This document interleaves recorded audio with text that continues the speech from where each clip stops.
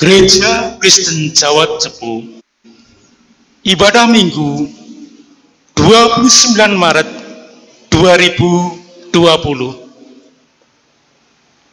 Jemaat yang terkasih, ibadah pada Minggu hari ini akan dilayani oleh Bapak Pendeta Sri Handoyo dengan tema khotbah pada Minggu hari ini, percaya Allah yang membangkitkan. Jemaat yang terkasih, marilah kita bangkit berdiri bersama kita pujikan Hitung Jemaat 45 bait 2, muliakan Allah yang esa.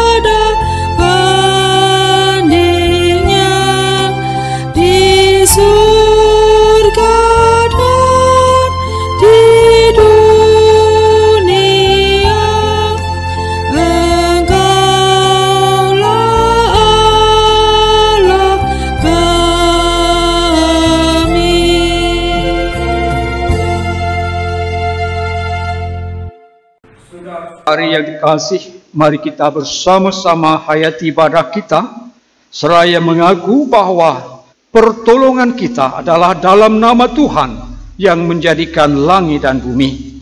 Kasih karunia dan damai sejahtera dari Allah Bapa kita dan Tuhan Yesus Kristus ada pada saudara sekalian. Amin.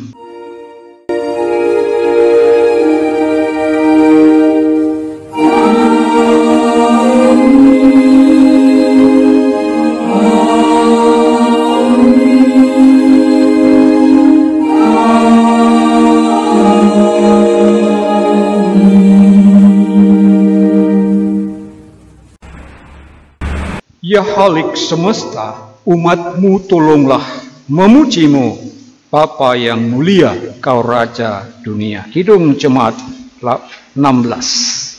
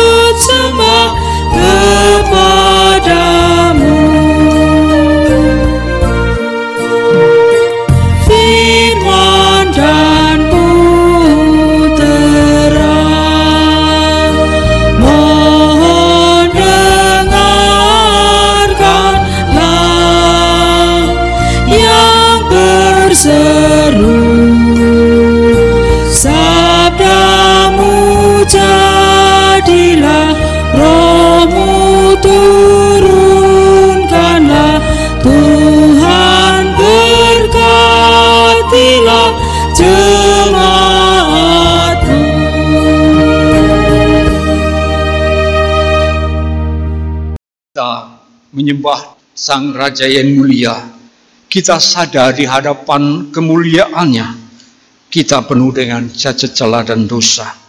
Itu sebabnya mari kita mengakui segala kelemahan dosa kita melalui doa kita.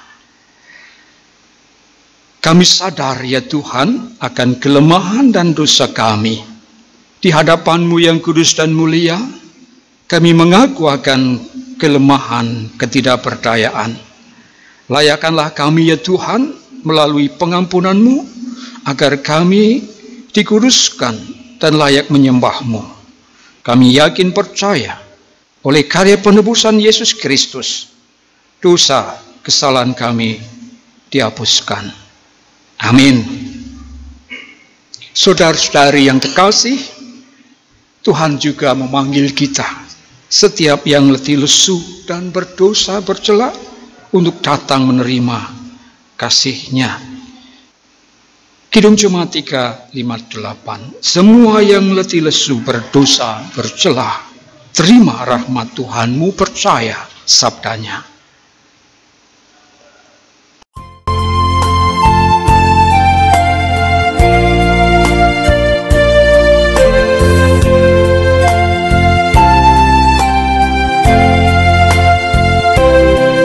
Semua yang letih lesu berdosa bercela, terima rahmat Tuhanmu, percaya sabdanya.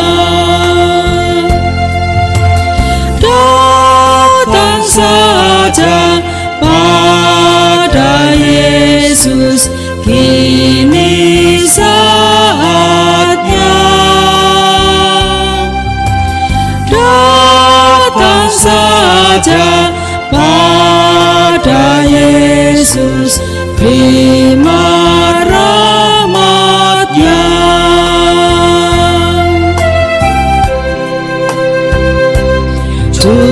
Cucuran darah Al-Masih memberi berkat penuh, membasuh hati yang keji, jiwa tenang teduh. Datang saja pada Yesus, kini saatnya. Datang saja pada Yesus, terima rahmat-Nya.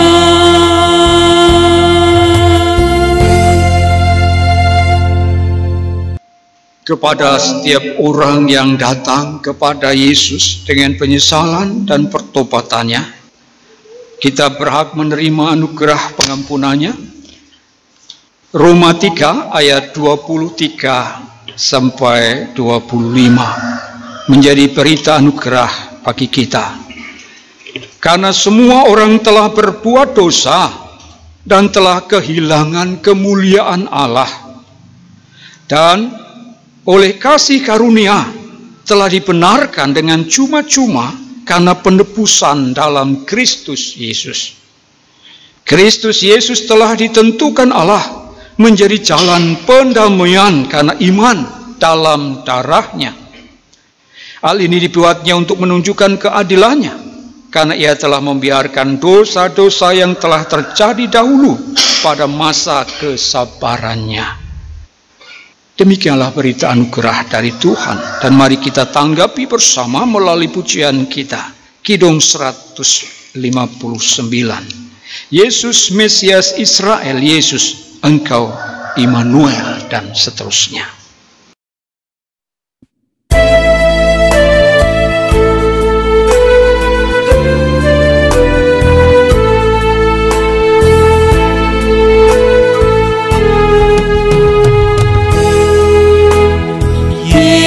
Yesus Mesias Israel,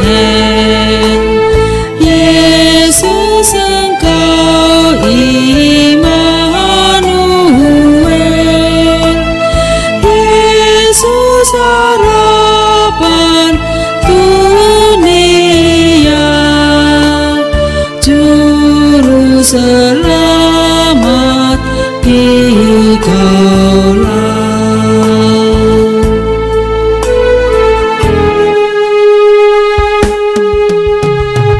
Biarlah kami mengerti bahwa telah Engkau beri damai sentosa yang penuh hanyalah oleh kurban-Mu.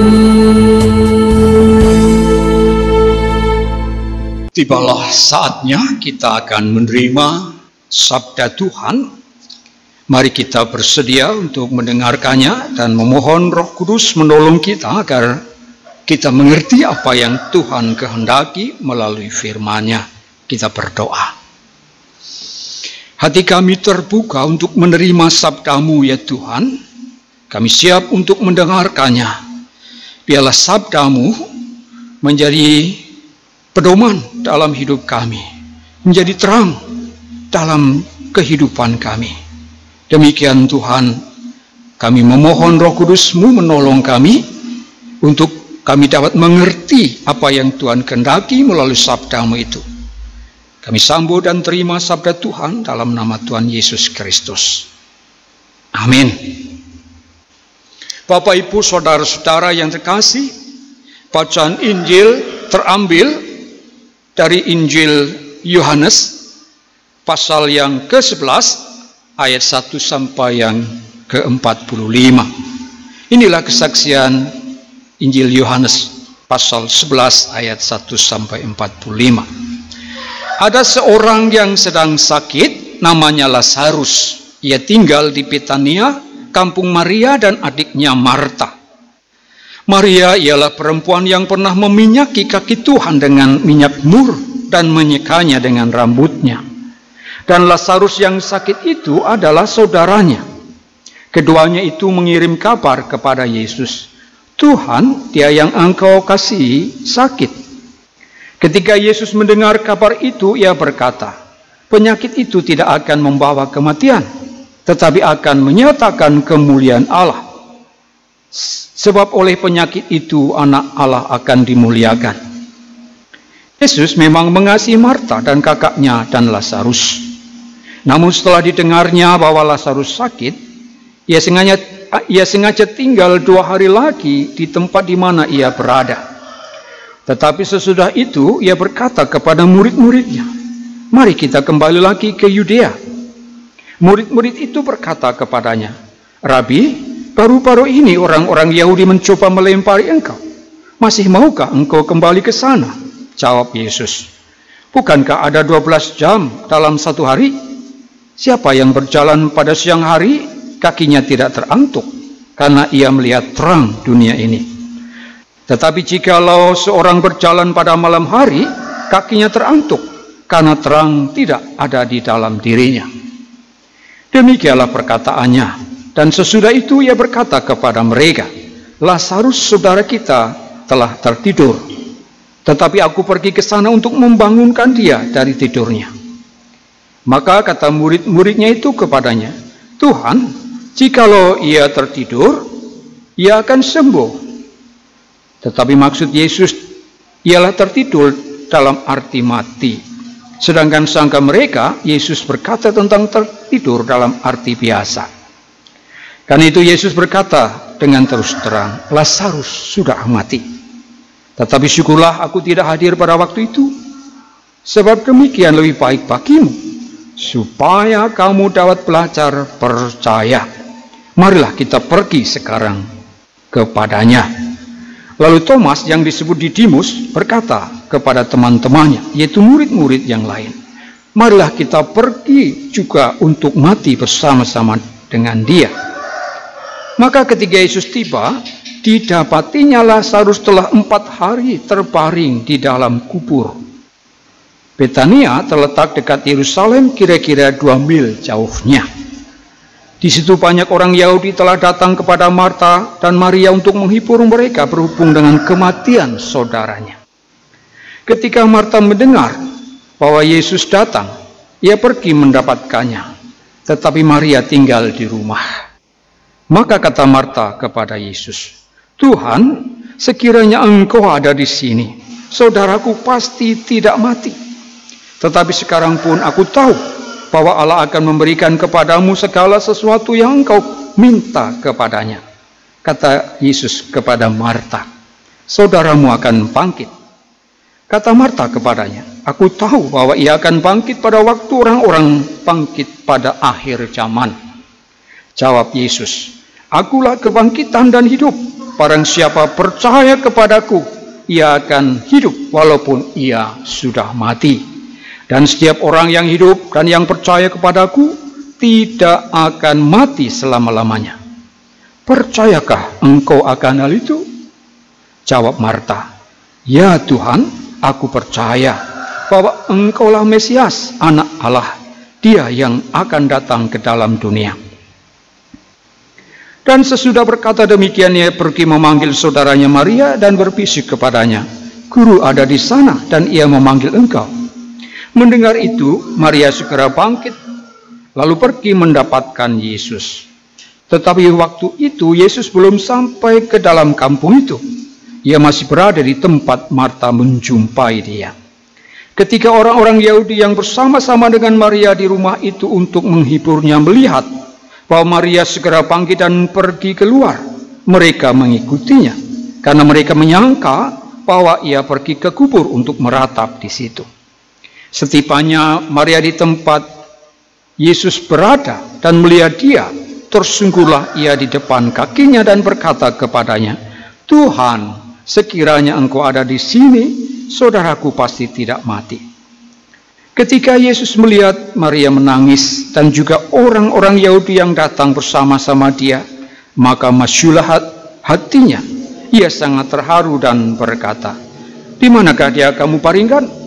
Jawab mereka, "Tuhan, marilah dan lihatlah."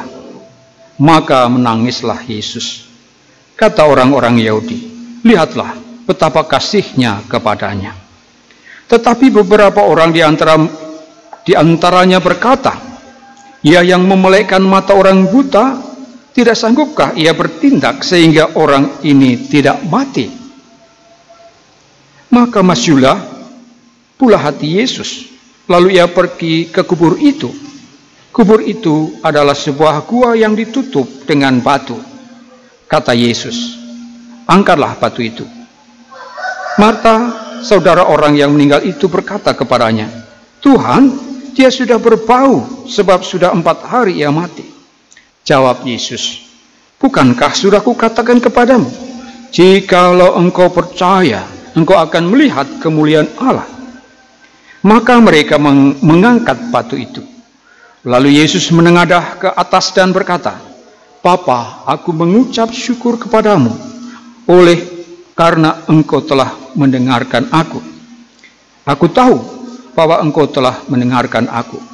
Tetapi karena orang banyak yang berdiri di sini mengelilingi aku mengatakannya, supaya mereka percaya bahwa engkaulah yang telah mengutus aku." Dan sesudah berkata demikian, berserulah ia dengan suara keras, "Lazarus, marilah keluar." Orang yang telah mati itu datang keluar. Kaki dan tangannya masih terikat dengan kain kapan, dan mukanya tertutup dengan kain peluh. Kata Yesus kepada mereka, "Bukalah kain-kain itu dan biarkan dia pergi." Banyak di antara orang-orang Yahudi yang datang melawat Maria dan yang menyaksikan sendiri apa yang telah dibuat Yesus, percaya kepadanya. Sedemikian jauh bacaan Injil, dan yang berbahagia ialah mereka yang mendengarkan firman Allah dan yang memeliharanya. Hosiana.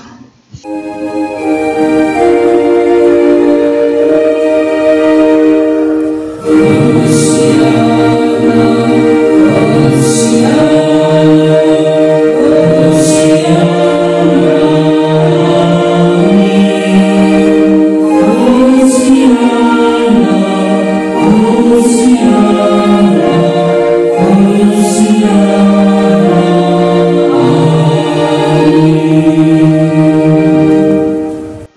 Ibu, saudara-saudara yang terkasih di dalam Tuhan Yesus Kristus, kehidupan manusia tidak terlepas dari penderitaan. Dalam menjalani kehidupan di dunia, manusia sering berhadapan dengan berbagai macam penderitaan dan peristiwa duka. Sayangnya, tidak semua orang memiliki kemampuan untuk mengatasi berbagai macam persoalan kehidupannya, sehingga terasa begitu berat dan sulit untuk diatasi. Kesulitan mengatasi persoalan dan beratnya penderitaan yang harus ditanggung dapat menimbulkan sikap pesimis, frustasi, dan tidak berdaya. Berbagai penderitaan dan peristiwa duka dapat membuat seseorang bersikap menyerah, kalah, tidak memiliki semangat hidup untuk bangkit dari keterpurukan. Oleh sebab itu, marilah kita belajar dari kesaksian Alkitab, agar kita tangguh untuk menghadapi tantangan kehidupan.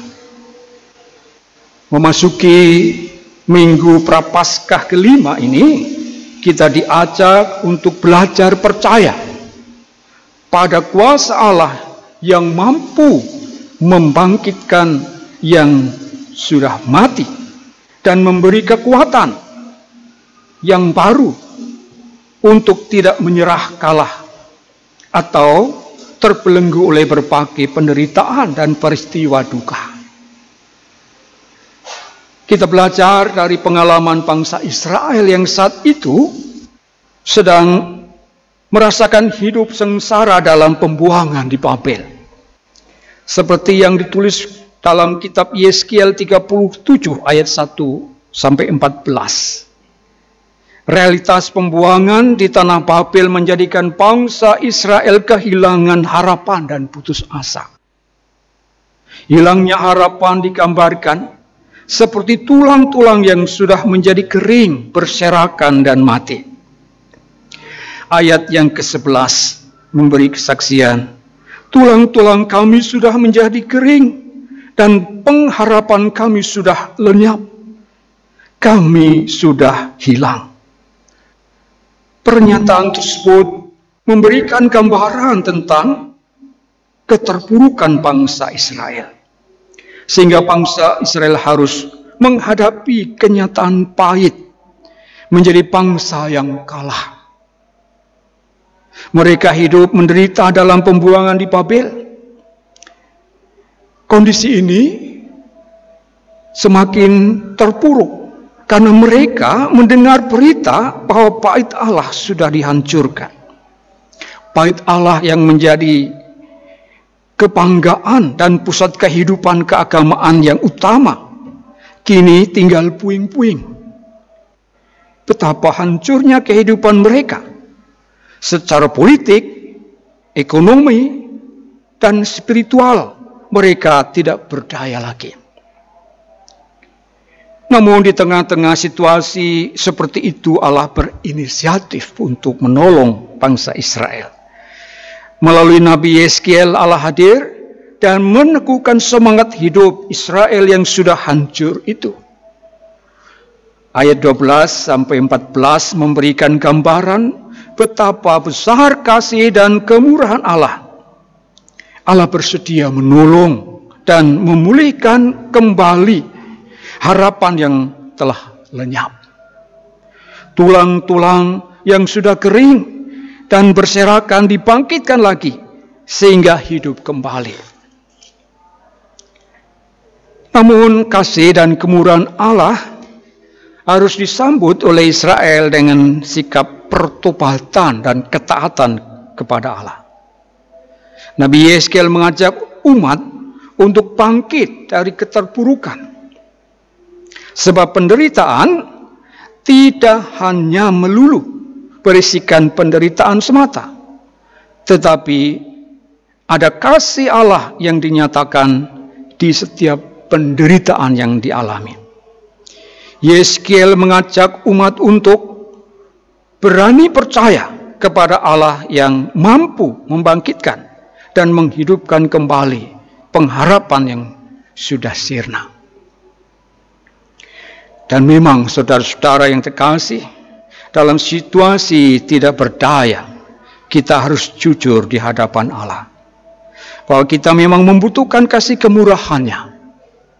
Sebagaimana sang pemazmur mengajak kita untuk mengungkapkan segala permohonan kita di hadapan Allah. Mazmur 130 ayat 1 dan 2. Dari jurang yang dalam, aku berseru kepadamu ya Tuhan. Tuhan, dengarkanlah suaraku. Biarlah telingamu menaruh perhatian kepada suara permohonanku. Bapak, Ibu, saudara-saudara yang terkasih, demikian kesaksian juga kita lihat di dalam kitab Injil Yohanes tadi. Injil Yohanes 11 ayat 1 sampai 45 memberitakan tentang kisah Maria dan Marta yang mengalami peristiwa duka karena kematian Lazarus, saudaranya yang terkasih. Kematian tidak hanya menimbulkan kesedihan, tetapi bisa menghancurkan semangat hidup seseorang. Seperti itulah gambaran hidup Maria dan Marta, terasa hancur dan tidak berdaya karena kematian Lazarus, saudaranya. Keluarga Lazarus memiliki hubungan yang erat dengan Tuhan Yesus. Yesus memang mengasihi Marta, Maria, dan Lazarus. Itu sebabnya ketika Lazarus menderita sakit, Marta dan Maria mengirimkan kabar kepada Yesus dengan harapan Yesus berkenan menyembuhkan Lazarus. Akan tetapi Yesus tidak segera datang ke Betania untuk menyembuhkan Lazarus. Akhirnya Lazarus meninggal dunia. Setelah 4 hari Lazarus dimakamkan, Yesus baru datang ke Betania. Baik Marta maupun Maria merasa kecewa karena Yesus tidak segera datang. Seandainya Tuhan segera datang, pasti saudaranya tidak mati. Demikian kedua saudara ini mengungkapkan hal sama. Penderitaan yang membelenggu Maria dan Marta menimbulkan prasangka buruk. Kehadiran Yesus dianggap sudah terlambat, tidak ada gunanya lagi. Sebenarnya Yesus sudah mengetahui bahwa Lazarus sudah meninggal dunia. Ada unsur kesengajaan dari Tuhan Yesus. Mengapa Ia tidak segera datang menyembuhkan Lazarus? Hal itu dipakai supaya melalui peristiwa yang akan terjadi, akan memberi kesaksian tentang kuasa yang ada padanya. Dan supaya para murid belajar percaya. Tindakan Yesus membangkitkan Lazarus bukan hanya menjadikan kita mengerti tentang simbol kebangkitan orang mati di masa depan, namun sekaligus juga menjadi simbol pemulihan kehidupan. Sekalipun tindakan sengaja menunda penyembuhan disalahpahami oleh Marta, oleh Maria, namun Yesus tetap pada misinya. Para murid mengingatkan orang-orang Yahudi yang mengancam untuk melempari dengan batu, tetapi Yesus tetap berjalan ke Yudea. Sekalipun bayang-bayang kesengsaraan yang akan dialami semakin jelas dirasakan, hal itu tak membuat belas kasih Yesus luntur. Ia tidak terbelenggu oleh penderitaan. Ia juga tidak lari dari kenyataan pahit yang akan terjadi dalam hidupnya. Yesus tetap hadir dan menyatakan kasih Allah melalui karyanya dan penyembuhan atau menghidupkan kembali Lazarus. Ketika Marta meragukan hal itu, Yesus menegaskan, bukankah sudah kukatakan kepadamu, jikalau engkau percaya, engkau akan melihat kemuliaan Allah. Saudara-saudari yang terkasih, sikap berani percaya pada kuasa Allah yang membangkitkan hendaknya menjadi spirit yang membangkitkan hidup kita. Ketika kita berhadapan dengan penderitaan, pergumulan, bahaya, bahkan kedukaan yang datang silih berganti, maka mari kita mengambil sikap untuk belajar percaya akan pertolongan Tuhan. Dan sikap itulah yang menghidupi jiwa kita sebagai orang-orang percaya. Sebab kuasa Allah mampu membangkitkan dan menghidupkan kembali pengharapan yang telah sirna. Yesus, sang sumber kehidupan, memulihkan hati yang hancur, memulihkan kembali harapan yang telah sirna, menguatkan semangat yang sudah runtuh. Kesedihan dan penderitaan diubah menjadi kegembiraan. Sebagaimana Yesus membangkitkan Lazarus dari kubur, maka kita pun diajak untuk memiliki niat dan semangat bangkit dan hidup. Kita diajak untuk belajar percaya bahwa kuasa Allah yang mampu membangkitkan yang sudah mati akan memberi kekuatan baru untuk tidak menyerah kalah atau terbelenggu oleh berbagai penderitaan dan peristiwa duka.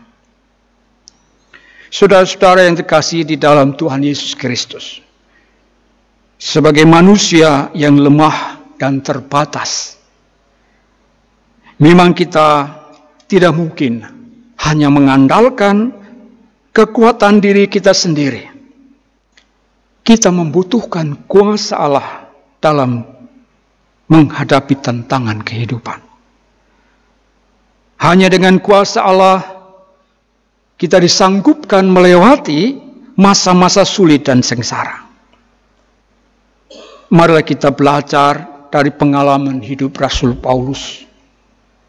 Dia mengatakan, segala perkara dapat kutanggung di dalam Dia yang memberikan kekuatan padaku.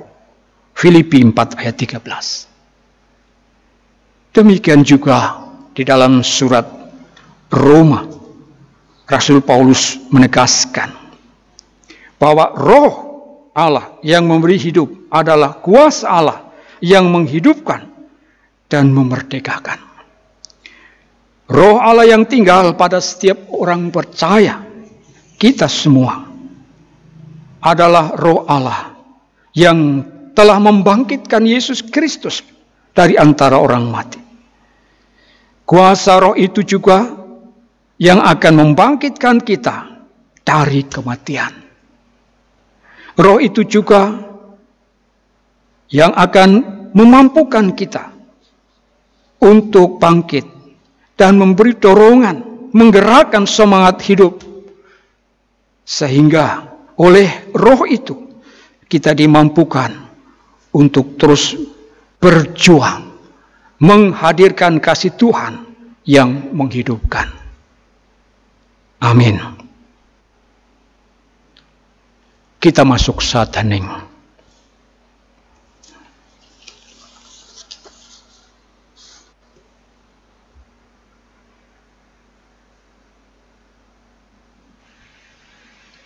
Cukup? Bapak Ibu Saudara-saudari, kita tanggapi bersama firman Tuhan melalui pujian Kidung Jemaat 352. Hai jangan sendirian, jalanmu kau tempuh.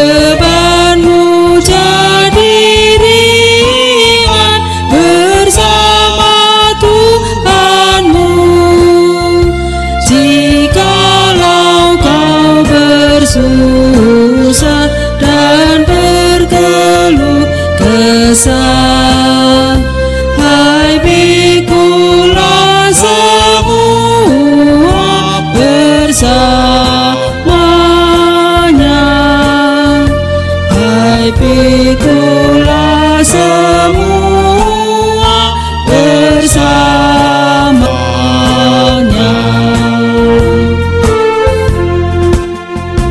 Hai marilah semua yang susah dan penat, ikuti Yesus jua, bebannya tak berat, derita yang kau tanggung terakhir segera. Serahkan keluhanmu di tangannya, serahkan keluhanmu di tangannya.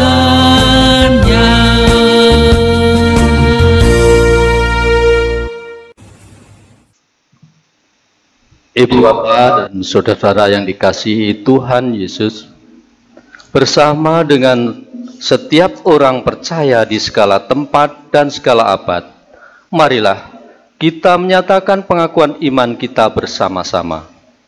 Aku percaya kepada Allah Bapa yang Maha Kuasa, Khalik langit dan bumi, dan kepada Yesus Kristus, anaknya yang tunggal Tuhan kita, yang dikandung dari Roh Kudus, lahir dari anak darah Maria, yang menderita di bawah pemerintahan Pontius Pilatus, disalibkan, mati dan dikuburkan, turun ke dalam kerajaan maut. Pada hari yang ketiga, bangkit pula dari antara orang mati, naik ke surga, duduk di sebelah kanan Allah Bapa yang Maha Kuasa, dan akan datang dari sana untuk menghakimi orang yang hidup dan yang mati. Aku percaya kepada Roh Kudus, gereja yang kudus dan am, persekutuan orang kudus, pengampunan dosa, kebangkitan daging, dan hidup yang kekal.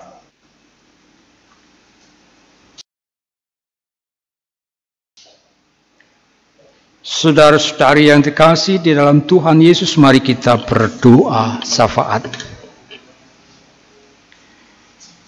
Kami bersyukur pada saat ibadah ini ya Tuhan, Engkau menghibur, menguatkan kami untuk tidak khawatiran takut akan sengsara dan derita bahkan maut, karena kami mempunyai dan percaya kepada Allah yang sanggup memberi kehidupan.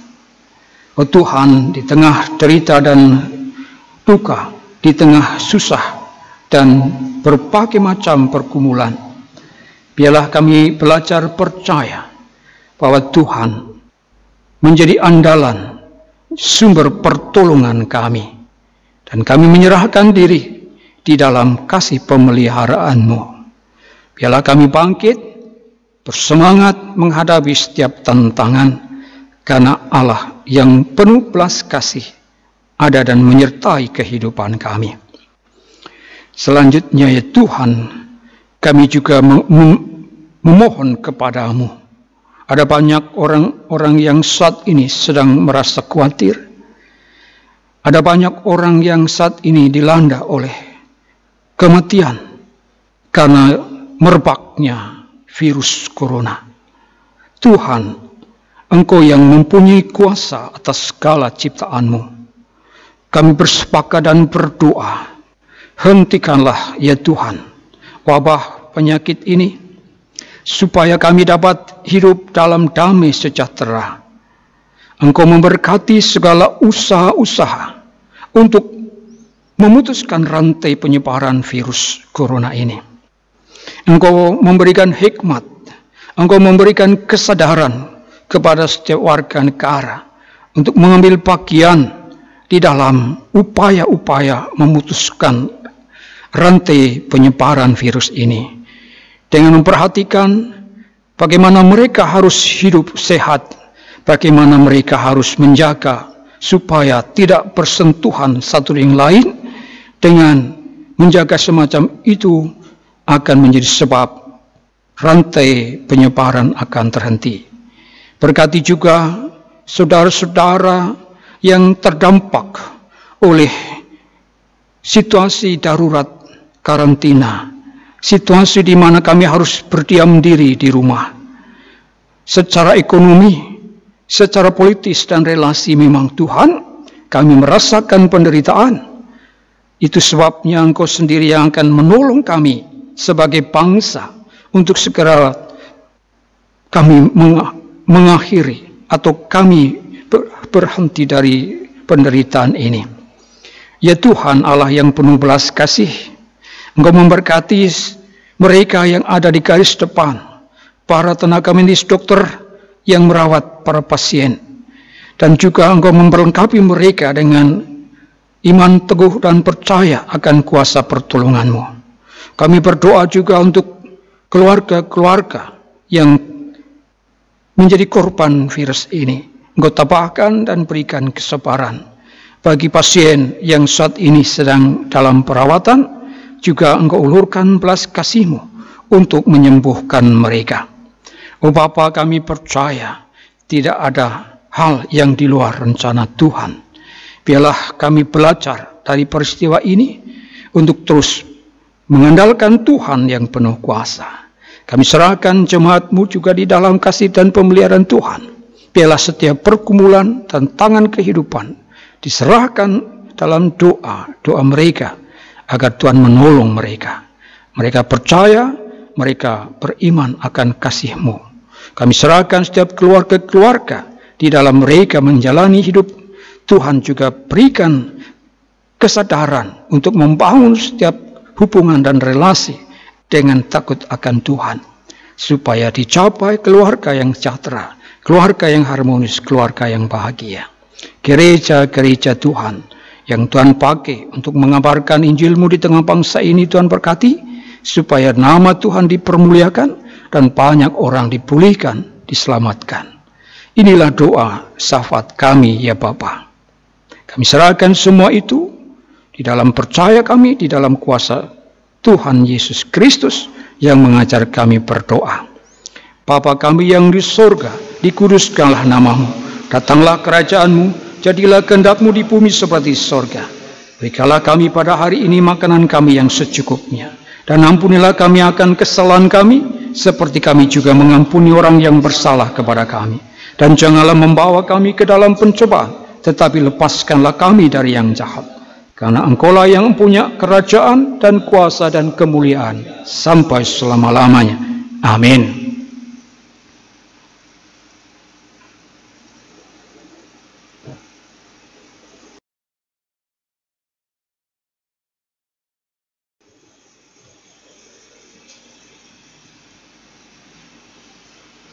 Jemaat yang terkasih, tibalah saatnya kita akan memberikan persembahan bagi kemuliaan nama Tuhan.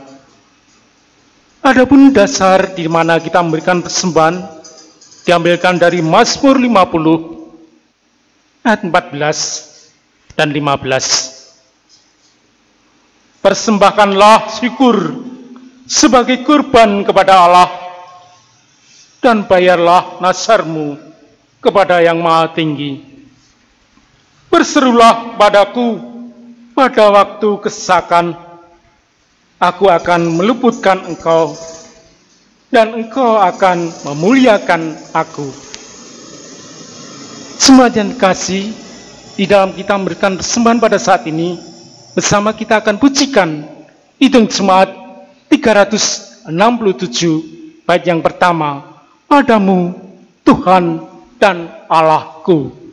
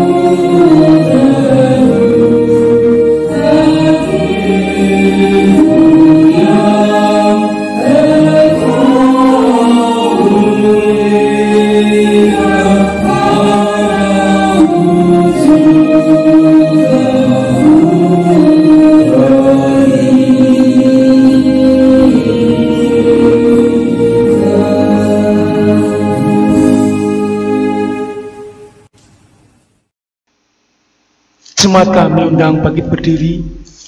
Marilah kita serahkan persembahan ini di dalam tangan Tuhan, di dalam doa. Marilah kita bersama berdoa. Tuhan Allah Bapa kami, Allah yang penuh kasih dan kemuliaan, Allah yang penuh berkat, kesempatan yang indah pada saat ini, Tuhan, Engkau beri kesempatan kepada kami untuk mempersembahkan hal yang terbaik bagi kemuliaan nama Tuhan. Hanya persembahan yang terkumpul pada saat ini, Tuhan sucikan dan kuduskan, biarlah semuanya bagi kemuliaan nama-Mu. Kami berdoa pula untuk hamba-Mu yang Engkau percayai untuk mengelola persembahan ini. Biarlah itu semua Tuhan berguna bagi kemuliaan nama Tuhan. Ampunkan di dalam kami memberikan persembahan pada saat ini. Puji syukur akan kasih Tuhan. Hanya di dalam Tuhan Yesus Kristus kami berdoa. Amin. Saudara-saudari yang terkasih, tidak ada cara lain supaya kita kuat kecuali menyerahkan kepada Tuhan segala jalan kehidupan kita. Serahkan pada Tuhan seluruh jalanmu. Kidung Jemaat 417.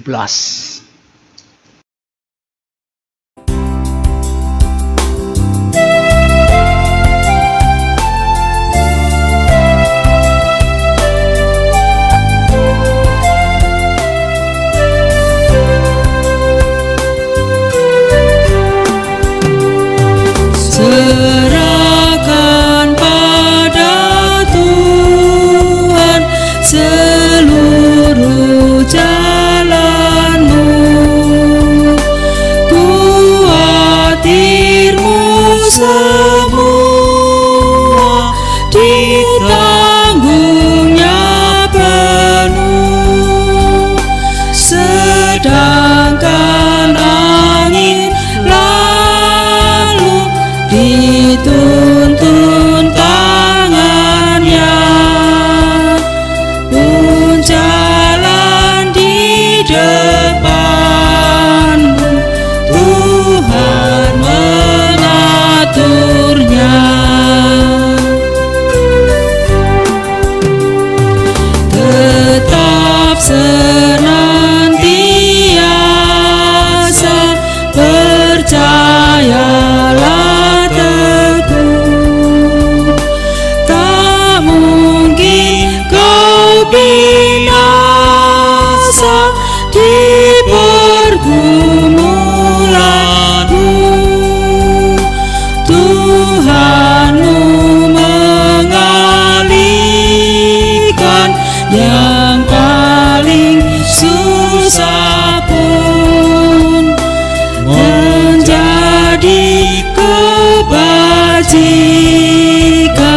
di jalan hidupmu.